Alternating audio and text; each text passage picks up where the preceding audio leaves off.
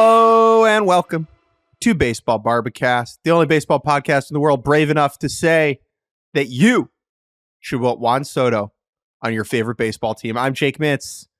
That's Jordan Shusterman. Look, he might be a bad defensive outfielder, but that's who cares, dude? Whatever. I don't care. I don't know why people are going out of their way to explain why they don't. Like, I would not want to be the person publicly stating, like, not interested in this guy. That feels like not the situation you want to be in. Although it is still amazing that perhaps he is about to play for his fourth team, before turning 27. That is a very strange reality. It is Friday. First of all, thank you to everyone who listened to our Wednesday episode and gave us some very kind feedback about the open to that show, as we are all still kind of in a bit of a haze after the I'm chilling earlier this week. No, Jake's chilling. Yeah, I'm chilling, dude. You're good. You're over it. I'm in my parents' basement. If you're watching on YouTube, you can see that. I got a bunch of board games behind me. I've just been down here in this basement playing Yahtzee against myself, and I got to tell you, I'm getting a lot better at it.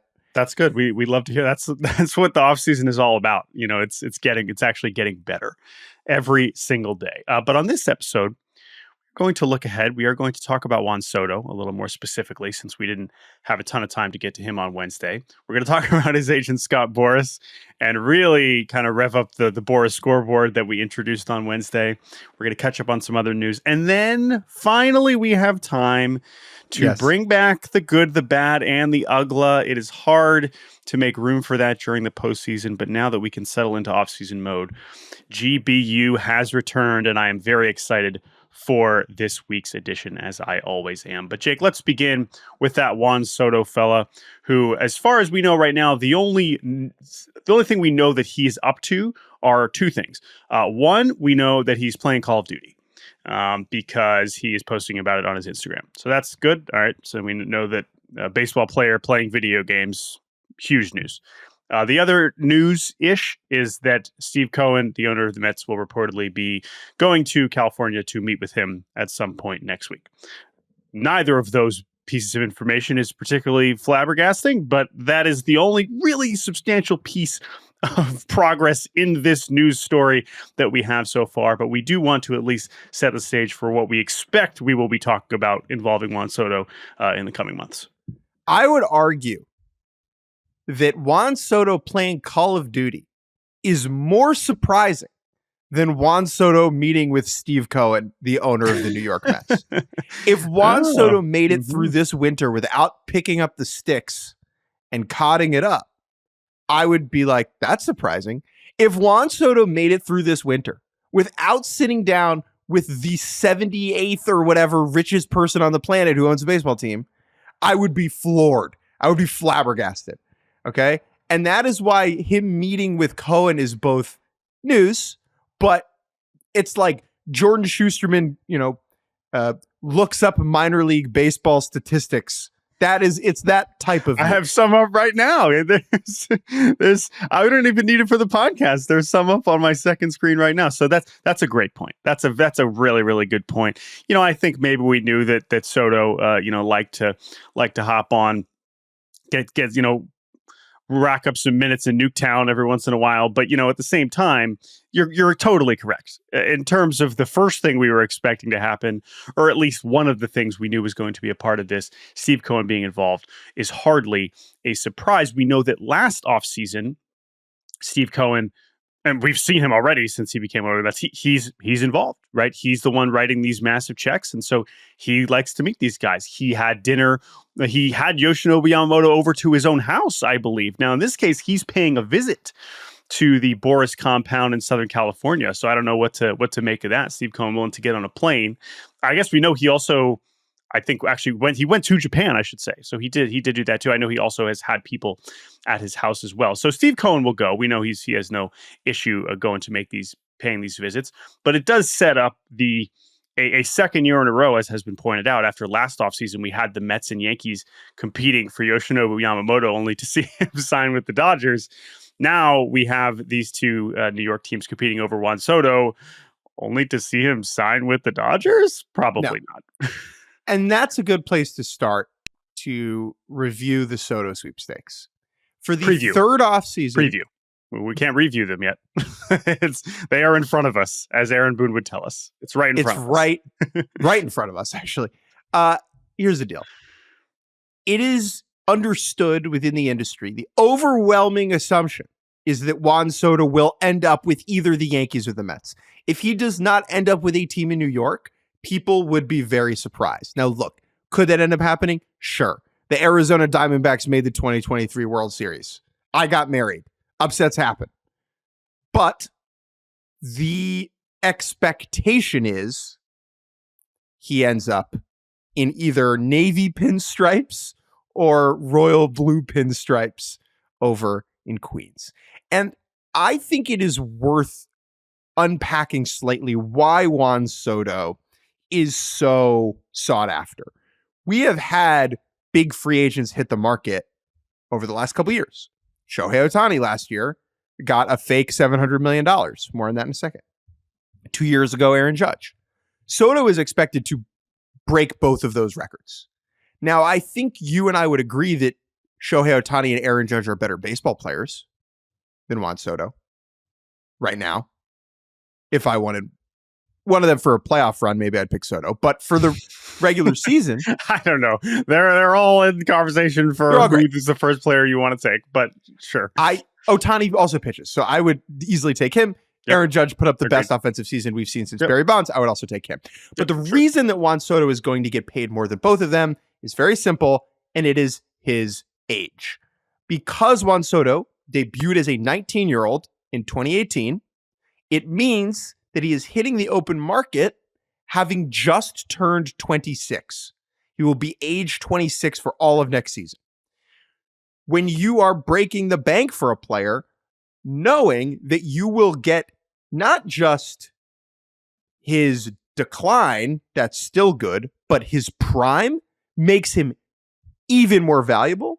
And it is so extraordinarily rare for a player to reach the market at this age. And that is what is so amazing when you think about the projections that we're getting for Juan Soto is there's really only one comparison in recent memory, and that is Bryce Harper, who was also a Scott Boras client.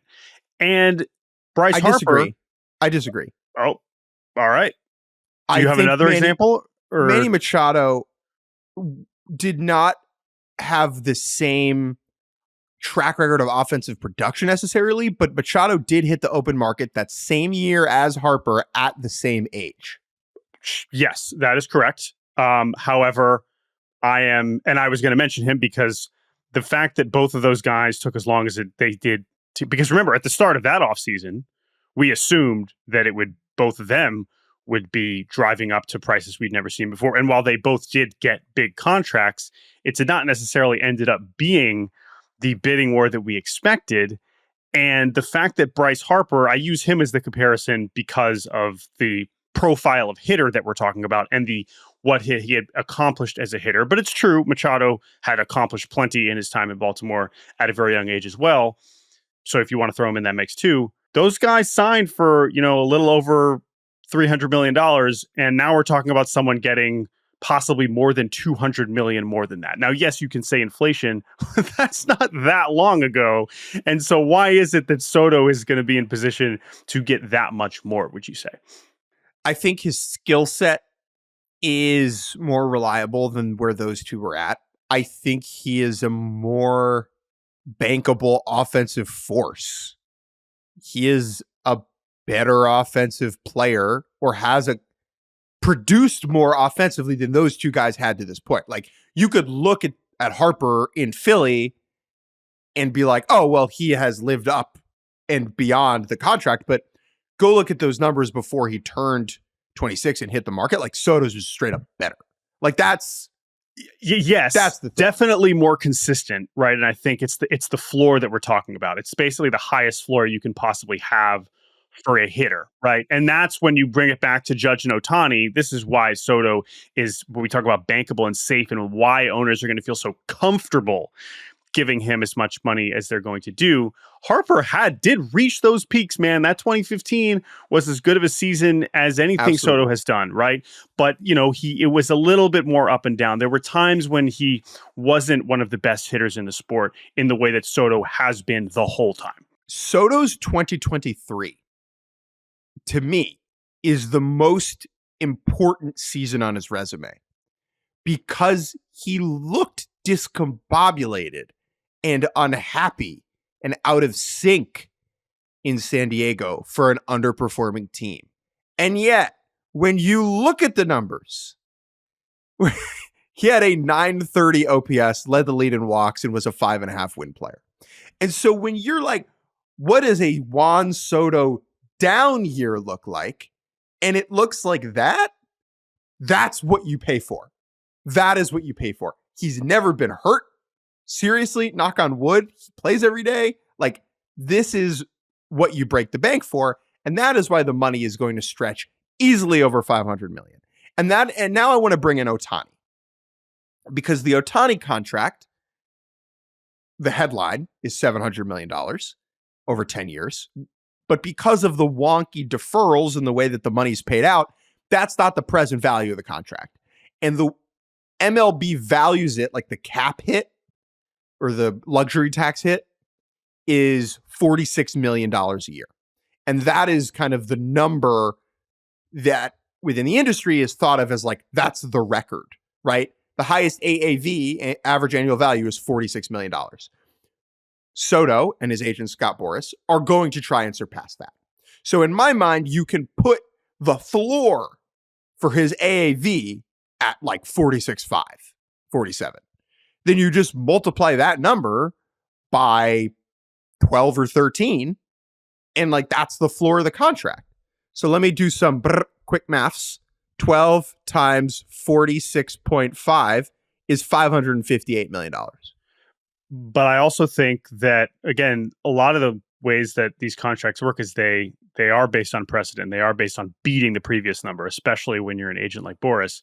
So that 46 number is also, that's absolutely makes sense in terms of something to strive for. But also because of his age, maybe you're searching for the longest contract ever, which is also in play, right? We've seen 13-year deals. Obviously, with Harper, we saw as an extension too with Tatis, I believe. Maybe it's a 14 or 15-year deal, right? And maybe the AAV is slightly lower, but that's how you get it to an even higher number. That's also going to be in play.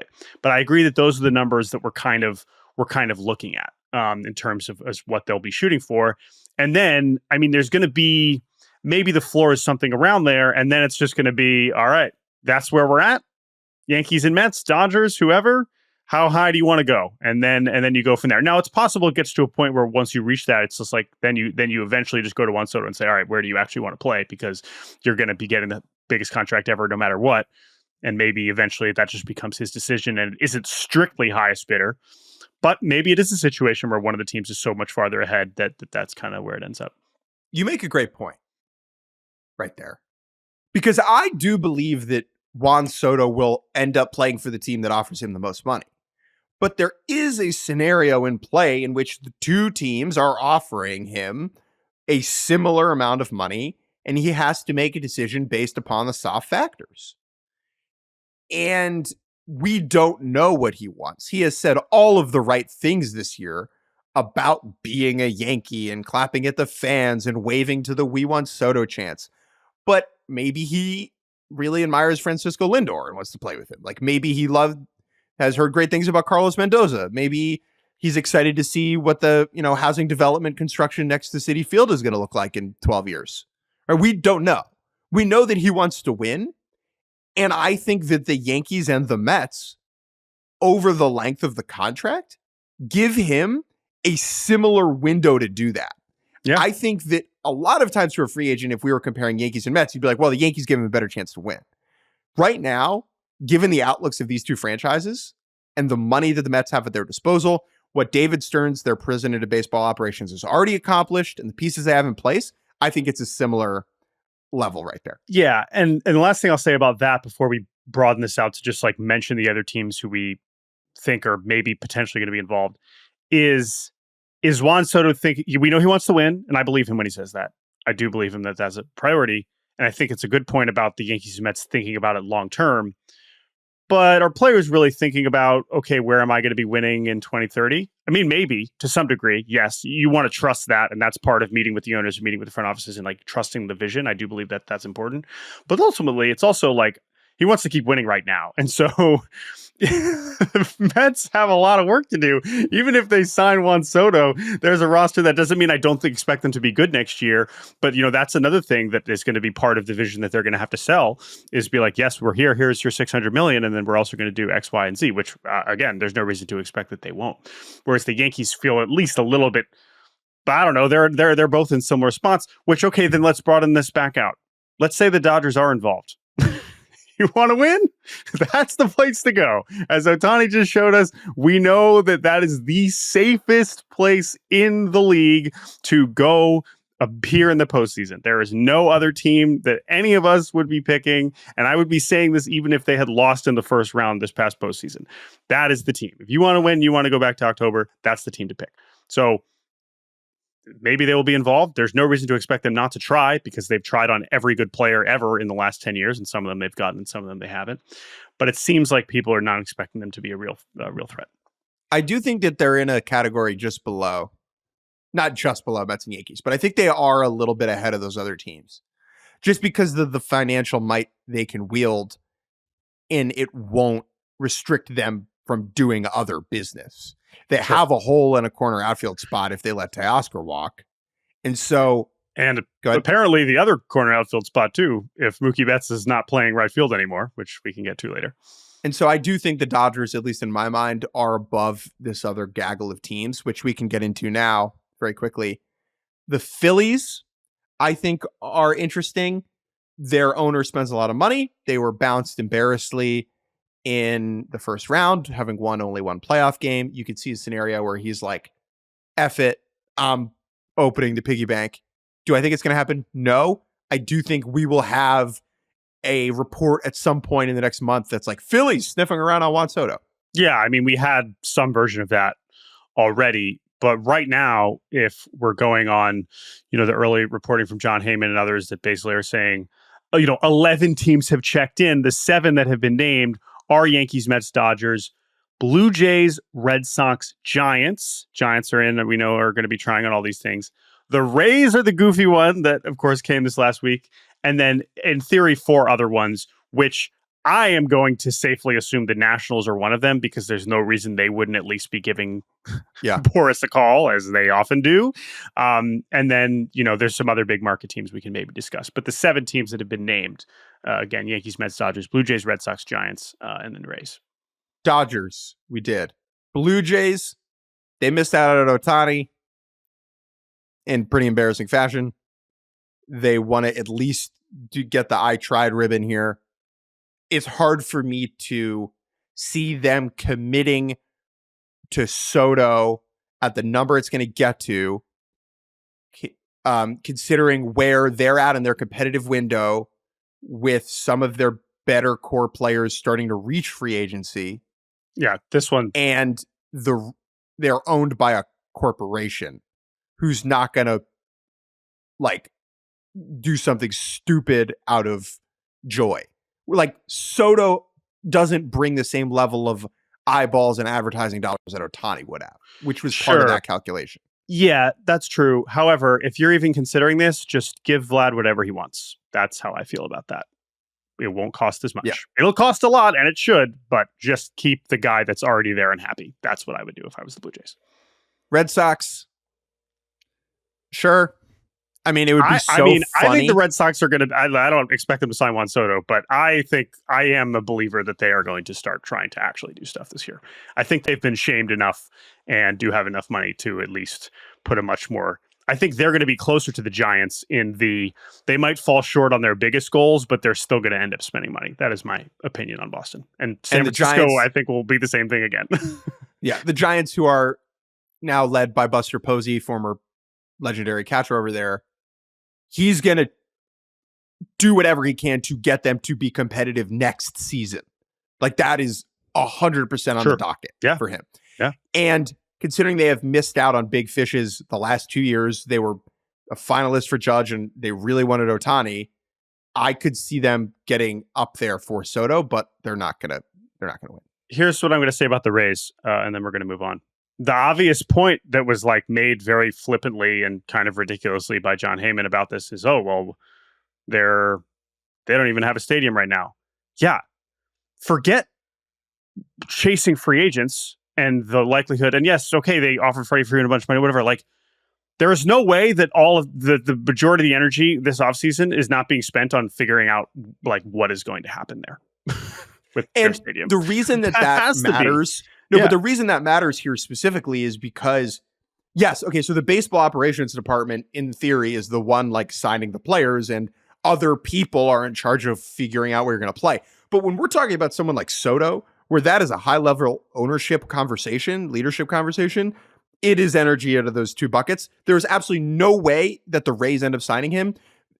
It is comical that they were included on this list. I understand it is completionist in that, yes, the Rays picked up the phone and called Scott Boras and said, how about Juan Soto? And Scott Boras probably said, how about Juan Soto? We'll let you know. Right.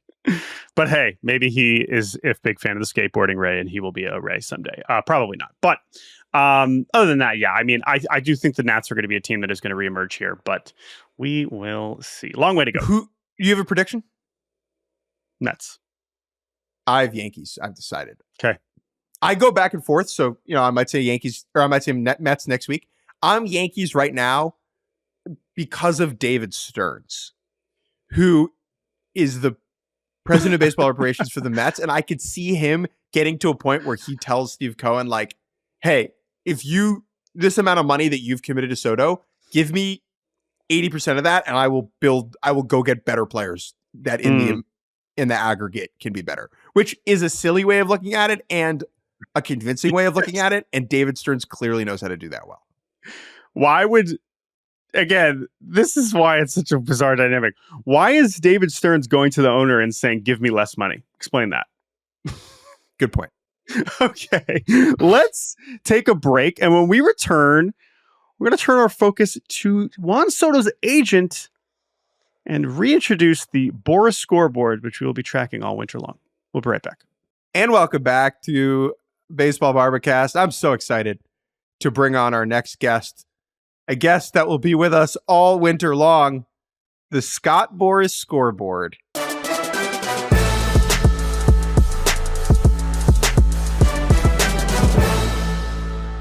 Scott Boras is one of the more delightful, fascinating characters in our game. He puts the super in super agent. He represents some of the biggest stars in the sport and is a character all his own. And because he commands so much of the market this winter, we want to make sure we keep track of his wins and his losses. We started this on the last episode and determined that Scott Boras right now is 0-1-1 heading in to the morning of Friday, November 8th. The Bellinger contract decision is a draw, and the Garrett Cole opt-out game of chicken is a big fat loss. Jordan Shusterman, what other moves, decisions, quotes would you like to throw up for the scoreboard? So our view of how this scoreboard is going to work is it is very, I was going to say binary, although we are including draws. So I guess it is, there are three options here. But the difference between a horrible Alex Bregman pun and a contract for Sean Manaea, it's not you can't score more than 1 point or lose more than 1 point. It is a win, it is a loss, or it is a draw. Anything involving Scott Boras this winter, that is how we are going to assess it. Jordan, if you go and you beat Liverpool on the road, that's 3 points. And if you beat Swansea at home, also 3 points. That's true. So the size of the win, we're not concerned about goal differential, contract different. No, it doesn't matter. Is the thing that happened or the thing that was said a win, a loss, or a draw? And for those unfamiliar, Scott Boras, when he talks about his clients, he likes to get a little goofy with it. He likes to bring out the dad jokes of all dad jokes. Many have wondered, is he writing these? Does he have an army of joke writers to prepare these lines about his top clients. But as you mentioned, and we're going to get to these specific lines in a second, he is, and not that this hasn't been the case in recent years, but he truly will be dominating the top of this market in a way that we have not seen, arguably since 2019, when he had Garrett Cole, Steven Strasburg, and Anthony Rendon. But this year, he's got Juan Soto, Corbin Burns, Alex Bregman, Blake Snell, Pete Alonso. And then it's like even more than that. I completely forgot he had Jurickson Profar, Kikuchi, Minaya, Nick Martinez, Austin Hedges, who he just got a deal for, Josh Bell, Conforto, Matthew Boyd, Max Scherzer. Hello, Max Scherzer is a Boras client. That's a big one. JD Martinez, Joey Gallo, and now Jose Iglesias. So that's 5 of our top 7 free agents on our top 50 list are represented by Scott Boras. Jordan, run me through some of the bits he did the other day. So he spoke at the GM meetings in San Antonio, and he gave us some, again, what he does is he basically takes their clients' names and very delicately weaves them into a pun you could not have possibly foreseen. Here's what he said about Juan Soto. Quote, "The owners, the general managers, they are kind of called upon to be championship magicians. It's kind of what they're asked to do. It's hard to do, to put together that magic for the championship run. But behind every great magician, obviously, is the magic wand." L. All right. This is an L. L. We're putting this, he's now 0-2-1. L. I actually been reading about the history of magicians recently. Yeah. I read Harry Houdini's entire Wikipedia page this morning. And behind every great magician is not a magic wand. Yeah. Or wand, either. You're saying that even the pun itself, that you're saying that the wand, which is what he's going for, is overrated. I agree. Houdini never had a wand, and he's the most famous magician. Yeah. And honestly, too, like, I think we've been talking about Soto's free agency for years.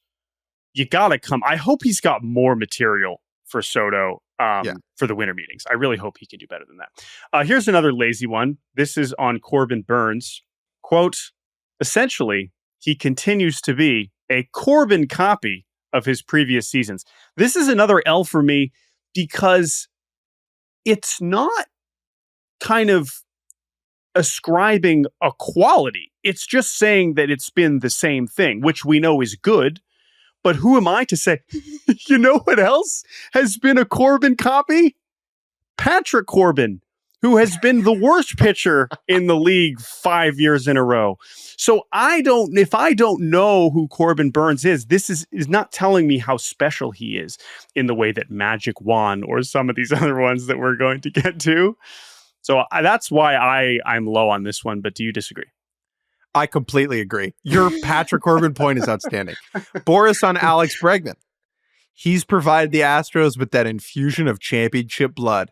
Everything about him is A-B positive. Dub. Win. This Win. is a dub. This is an absolute easy. Yeah, let's munch on that dub real quick. That's, I guess, Boris's first win. Yep. All right. So that's a win for Boras there. Okay, this next one is absolutely unhinged. Here we go. Obviously, he represented Blake Snell last year, right? And it didn't go so great. So they asked him, "Hey, Scott, why is it going to be different for Blake Snell this year?" Great question. Totally good question. Honestly, would love not a joke. I would love an actual response. answer. I know. We are genuinely wondering. This is what Scott Boras had to say. Quote, "There's no doubt the Snelling salts created a lot of whiffs. And the market has definitely awakened." Whoa. This one is different. This one is so over the top. Like, I think Snelling salts has to be one of the more edgy references he's made in any of these puns. And I think this is a win for me too. Absolutely. But the best one he unleashed was about Pete Alonso. And I quote, "We hear a lot about the bear market for power hitting first basemen. For Pete's sake, it's the polar opposite." Ooh. Now this one has so many layers to it. Bear market. You know, bear, like empty bear, like polar bear. What is it? For Pete's sake. Oh, which is so great because it literally is for Pete's sake. Yeah. That's what we're talking about. This is a massive dub. This is another one that we have to give to him. So he came back. We were disappointed by Magic Juan, but that's a win. And now we have Well, that brings him to 3-3-1. Yes. And then let's do Jose Iglesias. Apparently, Jose Iglesias has hired Scott Boras for his latest round of free agency. And Scott Boras referred to him as, quote, truly we have the first MLB two-way player, of course, referring to him as his pop star talents. This is lazy and disrespectful. So I'm giving this an L for Boras. This is definitely an L. It would not be an L if he represented either Ohtani, Bo Jackson, or Deion Sanders. And this is why it's an extra L, because it has the tinge of saltiness that he doesn't represent Ohtani. Yeah. And so that's absolutely an L for him. I wish Jose Iglesias the best, but that's also an L. However, we're about to give him another L for losing a client. Adrian Morejon, a reliever for the Padres, announced that he is leaving Scott Boras. That is an L. So that brings him to 3-5-1. But shouldn't we give him a W for getting Jose Iglesias? Oh, but yeah, but see, that line counteracted it. If I only knew that Jose Iglesias now decided to get Scott Boras, I would give him a W. But you don't give him a W and an L? Do we just give him a draw? No. Oh, you know what? Yeah. Yes. Okay, never mind. I hate the line, but he did add a client and make up for the fact that he lost Morejon. Morejon coming off a great season, but Morejon's looking at this situation, not that he's a free agent, but he's looking at the situation. He's like, why is he going to pay attention to me anymore? Which is a fair concern. And then we have one more. Yeah, the one more we have to add to the scoreboard is the fact that he has got another contract for Austin Hedges. Catcher has returned to the Guardians on a 1-year, $4 million deal. And it's a W. Listen, I was around the Guardians for the last 3 months. I understand the importance of Austin Hedges and recognize his value. However, as a player who is objectively one of the worst hitters in baseball history, I love that he is that Scott Boras is like, yes, you will be paying you, the Guardians, who will not be spending a lot of money this winter. You will be spending some of it on him. That is great. And I understand that Hedges has his value. I don't really know how much it is worth. I think it is not irrelevant that David Fry got Tommy John and is not going to be able to catch next year. So Austin Hedges, they extra need him to come back. But it's a Boras dub. And Austin Hedges has said that he wants to play like at least 6 or 7 more years. That's going to really be, we're going to be talking about these Boras dubs for a long time if he can keep getting Austin Hedges contracts. So congrats to Hedgie and congrats to Boras. That is another dub for him. So that on the day, pop up the scoreboard. That brings Scott Boras to 4-4-2 so far this winter. Today wins for Hedges contract. Bregman bit, Snell bit, Pete bit. Losses for Soto bit, Burns bit, and literally losing a client in Adrian Morejon, and a draw for gaining Jose Iglesias, but unleashing a lazy two-way player bit. Stay tuned on the Baseball Barbacast to see if Scott Boras finishes the winter ahead on points. Oh, we cannot wait. All right, can Jake, he qualify for the Champions League places? Let us get to some other moves. We had the GM meetings this week. We were not there. We will be at the winter meetings in Dallas in December. A couple of, this is the earliest GM meetings is like the most basic, uninteresting rumors about hot stove happenings. Oh, checked in on this, considering this trade. That stuff does not mean much to me right now. However, when you have all the GMs in one place, you're also asking about the roster, and we are gaining some information. And for two teams in particular, the Cardinals and the Dodgers, we did gain some real information about what their teams are going to look like, as well as some potential free agents' willingness to move to other positions. Jake, It says here on the sheet, our pod sheet, it says, Jake, do a bit. You wrote that, so you are telling yourself to do a bit. What are we doing here? What do you got for this bit of news? Do you watch Inside the NBA ever? Do you know the bit they do called Who He Play For? I do, of course. Welcome to Where He Play Now. Welcome to Where He Play Now. Okay, I love Where He Play Now because we're talking about the most famous players. I think Where He Play Now is a much better a game for Dylan Moore or Where He Play Now or Brendan Donovan, Tommy Edman, right? Eli White. Where He Play Now. But in this case, I will let your bit live because it is very funny and it is relevant. So, where these guys play now? Jake, take it away. Willy Adames, Jordan, where he play now? One of the bigger free agents on the market, reportedly willing to play now, not shortstop, third base, second base, anything that opens the coffers. Yeah, we kind of do this dance with most free agents where they say, oh, I'm good, I'll play anywhere. And then occasionally you get the one like, I ain't moving. Sorry. And sometimes it works, sometimes it doesn't. This is an interesting one because we really have not. I mean, Willie he has only been a shortstop since. I mean, there's been no changes at all, which, by the way, is different than Alex Bregman, another one reportedly willing to play some second, play shortstop, maybe? Who knows? But I was reminded that Alex Bregman did play shortstop in the major leagues, did play second base in the major leagues, played a couple innings in left field. No recollection of that early in his career. But Alex Bregman, which of these is more believable? How about that?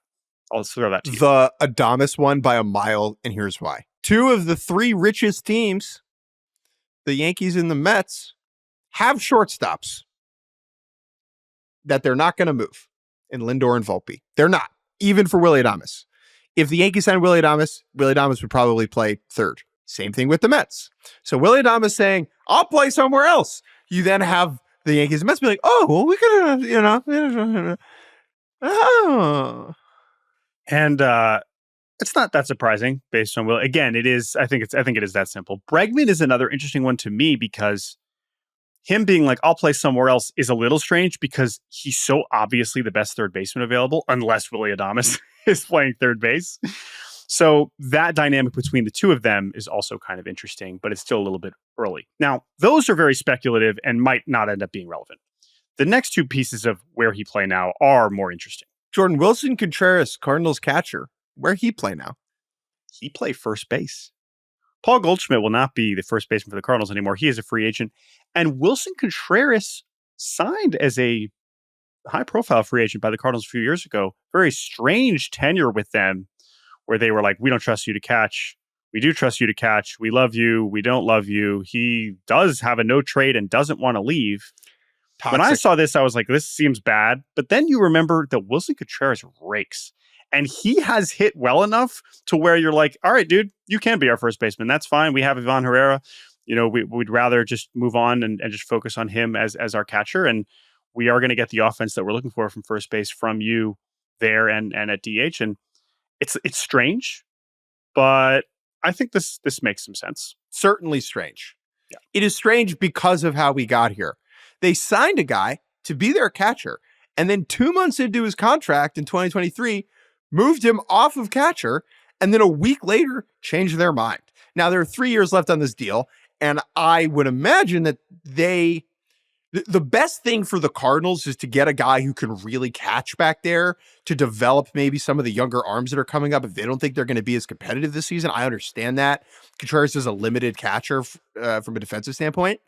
It's just odd because, like, why pay for this thing if you're not getting the full value out of it? That's like if I bought a really expensive road bike, Jordan, and only rode it within Manhattan.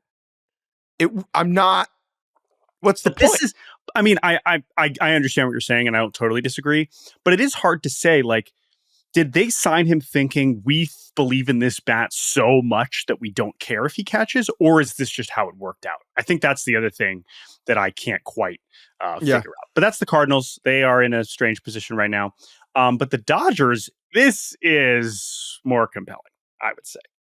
Mookie Betts where he podcasts now. I believe he's still podcasting at Bleacher Report. I could be wrong.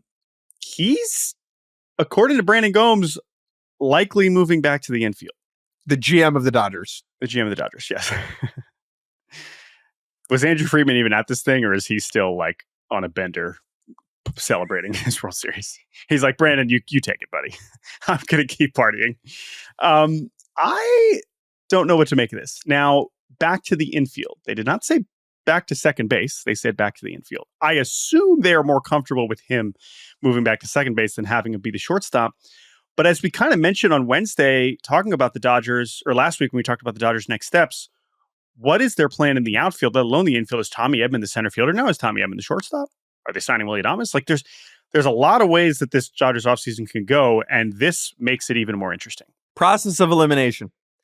There are 6 defensive positions in the infield. That's right, 6.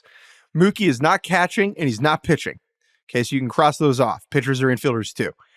First base, that's Freddie Freeman. Yeah, we can cross that off. For sure. Because Freddie can't DH because they also have Shohei Ohtani. That leaves 3 options: third base, shortstop, second base. Third base is Max Muncy, and he kind of got better there defensively, so it's probably not third base. So it's either shortstop or second base. Shortstop would be interesting because we learned this past year that Mookie Betts, nice guy, great baseball player, not a great defensive shortstop, which again, that's not his fault. He doesn't do that. And so that leaves second base for me, which puts Gavin Lux in an interesting spot. Gavin Lux, who looked over a match in October for certain points, was really good for them down the stretch before getting banged up into the postseason. Gavin Lux, former top prospect, who was supposed to start the year as the Dodgers shortstop, but got a little yippy with his throws, and then they switched him and Mookie. That's how Mookie even got the short. So this is saying one of 2 things. Okay, we're trading Gavin Lux, or we're not starting Gavin Lux, and Mookie is our second baseman, and Tommy Edman is our shortstop, or Willie Adames is our shortstop. Okay, or we're moving Gavin Lux to shortstop, and Mookie's going to play second. Do you think it's more likely that Lux is playing shortstop next year than Mookie? I don't. Because clearly the whole reason we ended up here was they preferred Mookie at shortstop over Gavin Lux. But they preferred, maybe that is true in the long run, and I know Lux has had a lot of throwing issues, but Lux was coming off like complete leg reconstruction, and if you give him a full offseason and you say, hey, we need you to figure out shortstop, we're going to give you another chance, and then if it doesn't work out, you just move Edman back over there. So I think that could be part of the plan. I would think it's more likely Lux plays short than Mookie. Mookie just played it for a half a season and was just like not very good at it. It just doesn't seem like something that they would do. I disagree with that. I think it definitely leaves Lux in a weird spot, but I think it's more likely he's traded than starting at shortstop on opening day. But again, it raises a lot of questions, not to mention like what the heck their plan is in the outfield. But that is our latest edition of Where He Play Now. Let's speed through some other news before we take a break and then come back and finish with Go Bad Uggla. Let me do the Angels quickly. I can do it on my own unless you have strong Ryan Noda thoughts. Actually, I know you have Scott Kingery thoughts. So at least you can prep those a little bit. We mentioned in the last episode that they traded for Jorge Soler. That was the first move of the offseason, acquiring Jorge Soler from the Braves, trading away Griffin Canning. They have also acquired Scott Kingery from the Phillies. Scott Kingery, who signed an extension before he became a big leaguer. That did not work out. Obviously, he has just been in AAA for the last couple seasons. They claimed Ryan Noda, who was a breakout player for the A's in 2023, was horrible this season, even though the rest of the A's were hitting very well. Ryan Noda was horrible. And then they signed Kyle Hendricks. Kyle Hendricks, who I guess comes in and fills in the rotation spot just vacated by trading Griffin Canning, who has been a mainstay in their rotation the last few years. Kyle Hendricks, who threw a shocking number of innings for the Chicago Cubs in 2024 and is still throwing 85 and getting just enough outs, although not very many outs. This is the beginning of a very active offseason for the Angels. How much better are they actually going to get in their 10th attempt in a row of being competitive? I don't know, but the activity is compelling, I will say. The Chicago Cubs, who employed Kyle Hendricks for a long time, tweeted a thank you Kyle Hendricks video, And Jordan, don't look it up because I'm going to give you a quick pop quiz here. The style of this tweet is for blank, for blank, for blank, for blank. Like the things that he did for the team. This is what they're thanking him for. Yes. Do you have any guesses? I mean, I assume there's a World Series reference in there because he is the last guy left from that team.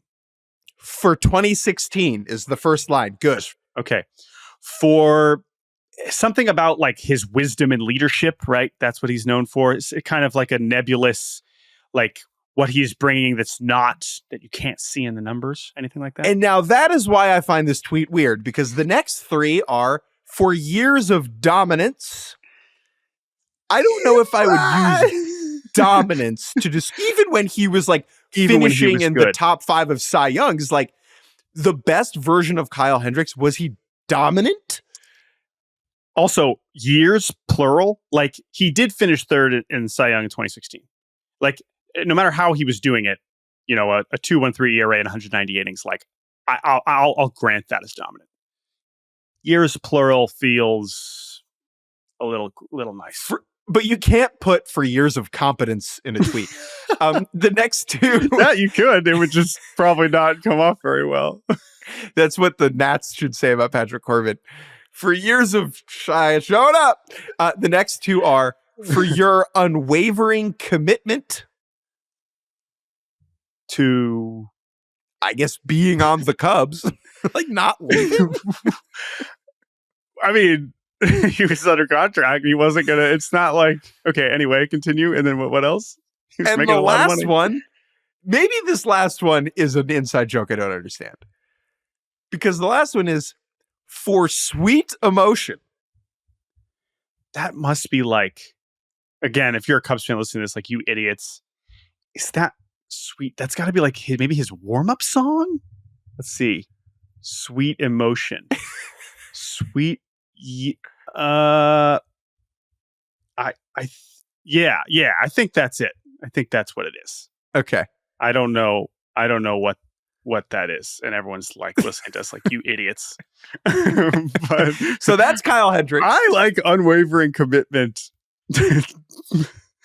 because like that unwavering commitment suggests like he was coming back every year and playing for the minimum. Even though other teams are offering. By the way, I would say wait, it has wavered. He left and went to the Angels. It did waver.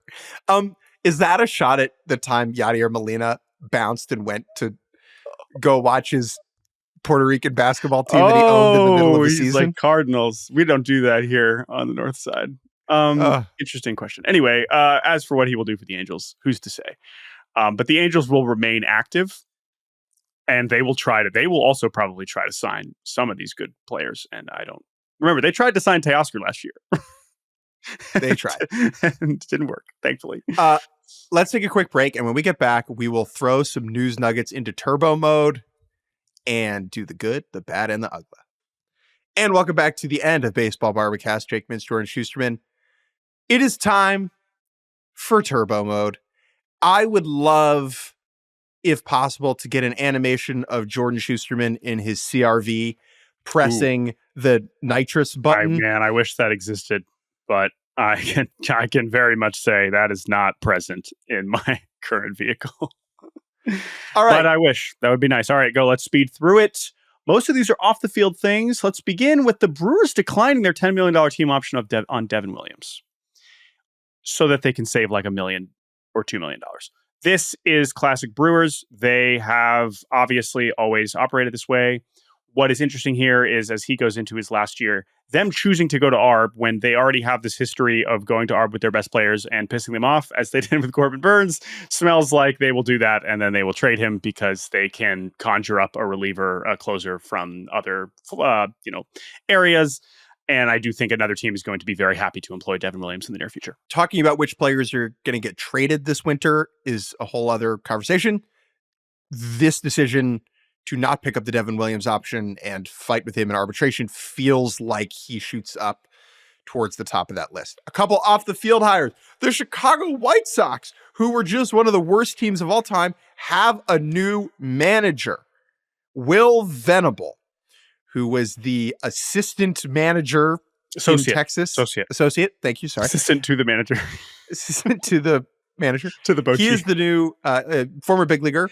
He went to Princeton. Yeah. His brother was a free safety at Boise State. Oh, I can't comment on that. But Will Venable has been, I don't know if that's true. I don't know if that helped him get hired by the White Sox. But the point is, Chris Getz has hired one of his peers from his, playing days in terms of, age and experience. And Will Venable had a very, you're right. Are you correct? His brother, Winston Venable, was a two-time All-Western Athletic Conference selection as a linebacker. So I'm an idiot, and man, that's tough. Will Venable, sneaky, like one of the best Padres of all time? Now, I know that sounds crazy, but if you look at like career games played, hits, steals, like he's way up there. He was on the Padres for a long time. And so, I mean, sure, the peak is probably a little bit of a dramatic thing to say one of the greatest Padres of all time, but certainly he is one of the Padres, the most, talk about unwavering commitment. That guy was in San Diego for a while. He has been a now bench coach and on a couple coaching staffs, and now he takes on the brilliant challenge of turning one of the worst teams in baseball history into not that. How long will it take? Who's to say? Is Will Venable the manager of the next good White Sox team? I'm going to say that's the plan. I think this is a good hire. This is a normal hire. And I think that's the most important thing. The White Sox did something where other teams around the league were like, that makes sense. And I know on its own, it doesn't matter if it's good, right? We don't actually know that. But normal hire, I think, is a win. Because a team that is struggling to reach normalcy is the Miami Marlins. They still don't have a manager. It is Friday, November 8th. They went to the GM meetings. I actually think they still don't have a GM, technically. Oh, is Bendix in Pobo mode? I don't even know. Oh, yeah. Okay, so maybe they're still trying to hire a GM. Yeah, strange times in Miami. Related to that is the fact that Skip Schumacher was hired by the Rangers not to be a manager, but to be a special advisor to Chris Young. However, with Will Venable departing and with Bruce Bochy's time seemingly coming to an end, you could put two and two together. Maybe Skip Schumacher is managing the Rangers in 2026. It's not a guarantee, but I mean, that is kind of what it looks like. Skip's kid, his son is a junior in high school committed to play baseball at TCU, which is in Fort Worth, which is near where the Rangers are. And I imagine that had a non-zero role in that. The Marlins, I want to hop back to. No one wants this job. Yeah. Not no one. Someone will take the job and do it because there are only 30 jobs. But qualified people have taken their names out of this hat to remain in their non-manager roles, which for the Marlins is embarrassing and indicative of their reputation around baseball right now. It is bad news. Because I think on the surface, you might think we kind of debated, what's the worst job? The Marlins or the team that just lost 120 games? And apparently the Marlins. So that's kind of all you need to say right there, right?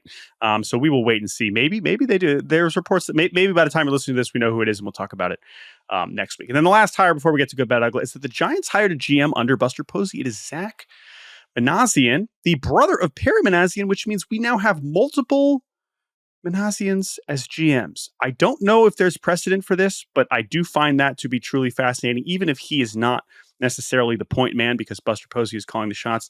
This is kind of a fascinating dynamic. This is a family that has been in baseball for a long time. Their dad was the visiting clubhouse attendant in Texas for many years, and that is why they kind of grew up in the game. They were scouts. They were in the front office, and now Zach, who has kind of been on the scouting side of things, we know that Posey was going to prioritize kind of getting someone on the scouting, more old school side of things, and he now takes that GM job in San Francisco. But Posey is still calling the shots, and I will say we are going to be talking a lot about Buster Posey this winter for a lot of reasons. And so while Zach is now technically the GM, the Pobo will remain the focus, I think, for us. The good, the bad, and the ugly. Let's do it. I want an animation for this where it's me and you on like a Western movie set wearing cowboy crap And it's like, this pot ain't big enough for the both of us. Okay. Wow, that's not kind of how I thought about Good, Bad, Ugly, but I'm into it. I'm into it. It's like a tumbleweed of our heads. This is actually, you know why? I'm actually now, I am thinking about that because I just started playing Red Dead Redemption for the first time. Yeah. So you got me and John Marston. We're right there for you. All right. Let's begin. Again, something good, something bad, something ugly, something strange, something unusual from the week that was, or just in the baseball world. Jake, why don't you start us off? Here's what's good. Paul Skeens, who's going to be the celebrity picker on College Game Day this weekend. If those assortment of words mean nothing to you, Mom, College Game Day is the enormous pregame show for college football on the weekends on ESPN. And every week they go somewhere else in the country and they have a famous person pick the games with them. And that famous person is related to the school that they're at. A couple weeks ago, they went to Bloomington, Indiana, and had Kyle Schwarber there to do the picking, which was great. And now we have Paul Skeens and Livy Dunn on set this weekend at LSU. That is good. The first step in trying to make baseball a bigger deal is acknowledging that it is not the biggest deal. College football is more important than us, and that's okay. And so anytime we get Paul Skeens on TV, he's going to talk really quietly because he's a sneaky, boring interview on camera, and his girlfriend is the opposite. Mm-hmm. It's going to be good. I'm going to watch it. A lot of other people will too. Here's my favorite thing about that whole bit. Who do you think they're going to pick? That's the funniest thing. They pick other games. Skeens rolls in and he goes, Bama. No, I know. They pick other games. That is good. I agree. Go, Paul Skeens, go. My good is a Q&A that Matt Gelb did at The Athletic with John Middleton of the Philadelphia Phillies. I don't know if you read this. This was earlier this week. And it's... I read everything Matt Gelb Okay, writes. yes, I know. He had a Q&A with Phillies owner John Middleton. And I read this and I was like, damn, he's that guy. There's a lot of fascinating stuff in there, so I encourage people to read it. But the good that I am going to present is basically the last question, which Gelb asks, you're passionate about winning. Has it become any harder for you to separate the fan and you from the CEO?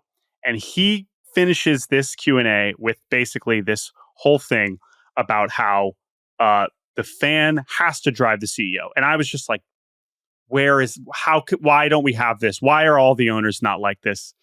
But this quote, being passionate about your product is, I think, the foundation of greatness in any industry. The fan in me has to drive the CEO and me, not the other way around. As soon as you start thinking like a CEO to the extent that you're detached from your product, detached from your fans, detached from your employees, you are lost. You should never be detached from any of those three things. They should be at the forefront. They're all priorities. You have to be passionate about them. That is a good owner right there. And, rest in peace, Peter Seidler, San Diego. We know he was absolutely like this as well. We like to think that there are other owners out there like this, but the degree to which John Middleton is like, hell yeah, I'm spending money. We ain't stopping that. We're bringing in new investors so that we can keep spending money. We are not accepting what just happened in the postseason, is just so refreshing. And anytime I see an owner come out talking like this, I will say that is good. I'm glad that John Middleton's pandering works on you. I like John Middleton, and it is exactly the kind of owner I want. I want to be pandered to. He gets it to an extent that is very unique at this current point in time. Let's move on to bad. And I'm going to talk about Freddie Freeman's appearance on Jimmy Kimmel. Oh, bad. Oh my gosh. All right. What was bad about this? I did watch this, so I'm curious. You did watch this? I did, yeah. So the funniest part is this was on election night. Was it? Yeah, yes. Right, but it was before. There was no... They recorded it before. Yes. So it's like, Trump wins Montana. And then it's like, Freddie Freeman is, go over, it's just very disjointed. I'm going to read a couple back and forths here between Jimmy Kimmel and Freddie Freeman. Okay? Yeah. Jimmy Kimmel, were you annoyed when they walked Mookie? Freddie Freeman, I'm not annoyed. I mean, if you follow baseball, once you saw them get second and third after Show's foul out, I knew it was just the left-on-left matchup they wanted. Freddie Freeman straight up saying, if you follow baseball, Jimmy Kimmel. And that is why this is bad, because Jimmy Kimmel does not appear to be a ball knower. I like Jimmy Kimmel generally. Next, back and forth. Freddie Freeman. I wasn't really thinking about Mookie getting walked. I was just going over my plan in that moment. He's obviously referring to the walk-off grand slam. Not sure if you guys saw it. I did. I saw Game it. one of the Yeah, World I Series. saw a clip of that, yeah. Jimmy Kimmel. So you had a plan going into that at bat. Freddie Freeman. Yes. Classic talk show banter. So you had a plan going into that at bat. Yeah, I'm Freddie Freeman. Like, I have a That's plan. the job. No. There are players who sometimes don't have That's true. plans, clearly, right? But Freddie Freeman, not one of those guys. Last one. Freddie Freeman talking about his plan later in the interview. So you could be looking in certain spots, but sometimes you miss the mistakes you get. Jimmy Kimmel. Yeah, I would miss every single time. Hilarious. Freddie Freeman. I'm glad I didn't miss in that moment. Jimmy Kimmel. Have you spoken to Nestor? Did you have anything to say? Did you say thanks? No, what? Have you spoken that part to was Nestor? like, yeah. I was like, when's that going to happen? And why is that going to happen? What would he say? Hey. Yo, he calls Yankees PR. Yo, can you connect me to Nestor? I would like to say what? Suck exactly? it. Oh my God. And especially Freddie Freeman, right? Who is just like 80 grade mild-mannered dude, like top of the charts, chiller. Totally. So funny. Have you spoken to Nestor? Jimmy, come on, dog. Why not? My good was a good owner. My bad is a bad owner. John Fisher. Jake, are you aware that your tweet was read in court this week? Yeah. This is also good and Uggla, but I'm just going to use it as bad because I have a different Uggla.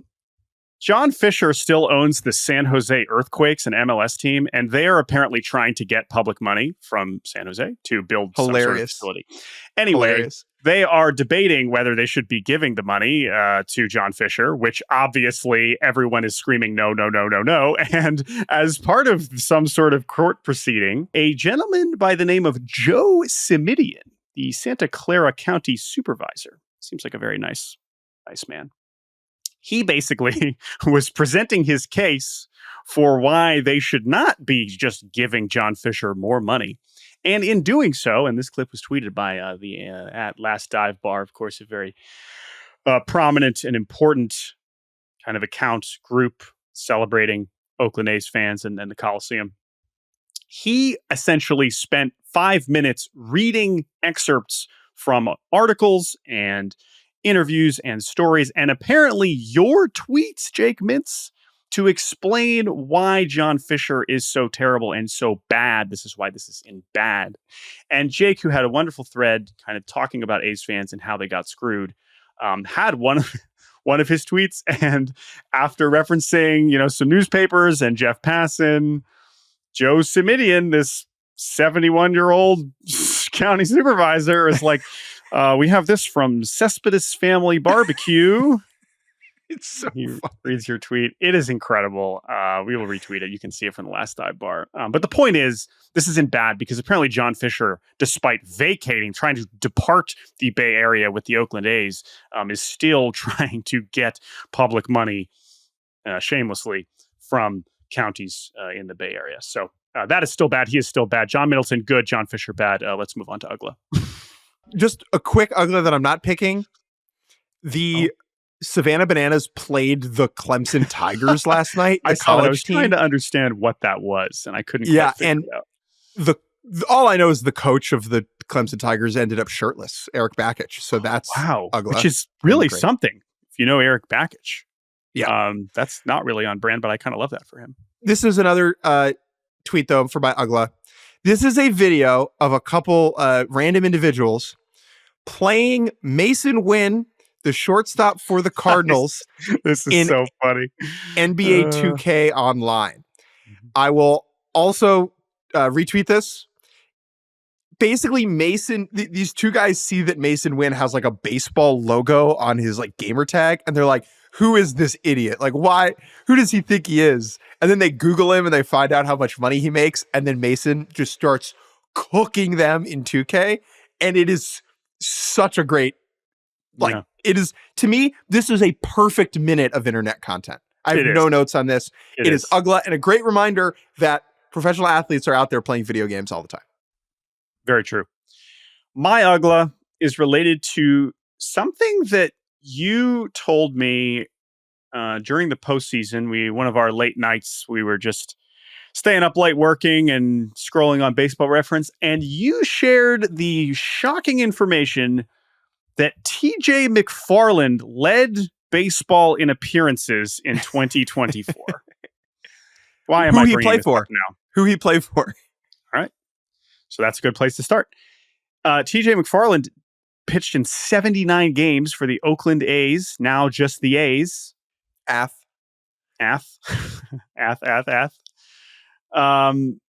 2024, and just re-signed this week to stay with Ath wherever they be playing, where they play now. Question mark. But my Uggla about this is kind of a salute to the death of the loogie. Because when I pulled up TJ McFarland's Baseball Reference page, I saw, wow, 79 games and only 56 innings pitched. That is impossible. Now, it feels like that should not be possible with the 3-batter minimum rule. And indeed, TJ McFarland this year set a new record in this 3-batter minimum era for the most appearances only facing one batter. You can still do this if you get out of the inning and do not return. And 20 times this season, TJ McFarland only faced one batter, which in the 3-batter minimum era is a new record for a single season and an incredible achievement. But really what it did was made me go back and look at how ridiculous this used to be.